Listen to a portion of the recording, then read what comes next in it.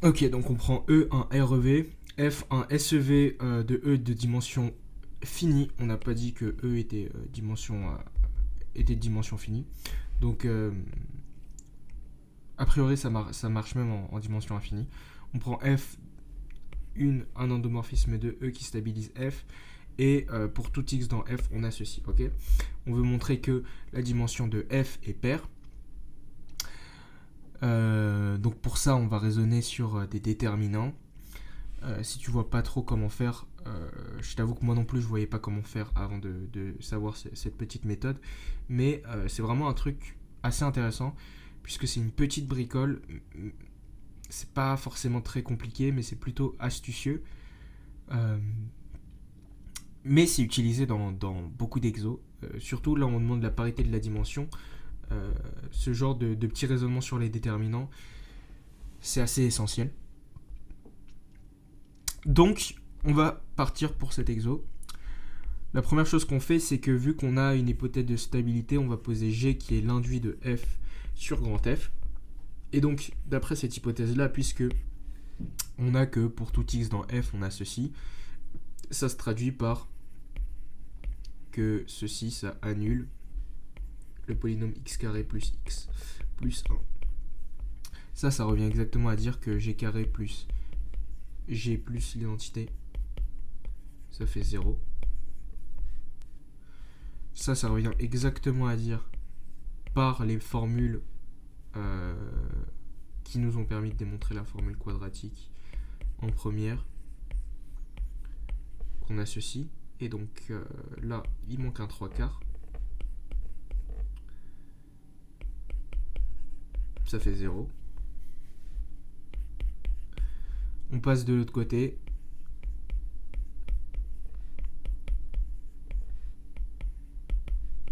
Moins 3 quarts. Hop là. D'identité. Donc bon, là rien de fantasmagorique, mais le truc intéressant c'est qu'on va prendre le déterminant de ça, plus 1 demi de l'identité. Et par multiplicativité du déterminant, donc det de AB, c'est det A, det B. Ça nous donne qu'en fait, on peut mettre le carré carrément autour du déterminant. Et donc ça fait évidemment moins 1 puissance n fois 3 quarts puissance n. Ça, c'est une matrice diagonale avec que des moins 3 quarts sur la diagonale. Donc le déterminant, c'est le produit des termes diagonaux. Donc, ceci dit, on a quand même une hypothèse sur le corps de départ. On travaille sur R. C'est là où ça devient important. Donc, ceci, c'est un élément de R qui est au carré. Du coup, ça nous donne que c'est positif ou nul. Ici, c'est donc forcément positif ou nul. Et tu peux pas du coup avoir moins 1 puissance n est égal à A moins 1. Donc moins 1 puissance n est égal à 1. N est pair.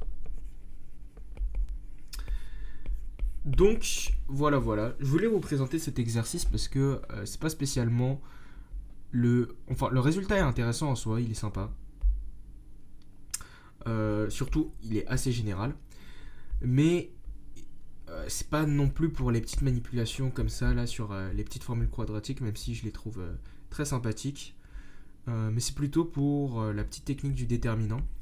En fait, le truc c'est que à partir du moment où on a connaissance du déterminant, enfin on a des connaissances sur le déterminant, ou on a des informations sur le signe du déterminant, on peut remonter à la dimension dans certains cas. Donc là c'est assez précis. C'est aussi utilisé dans un sujet de l'X 2017. Ce genre de petite technique sur le déterminant. Peut-être que je le corrigerai un jour sur la chaîne. Mais donc, tout ça pour dire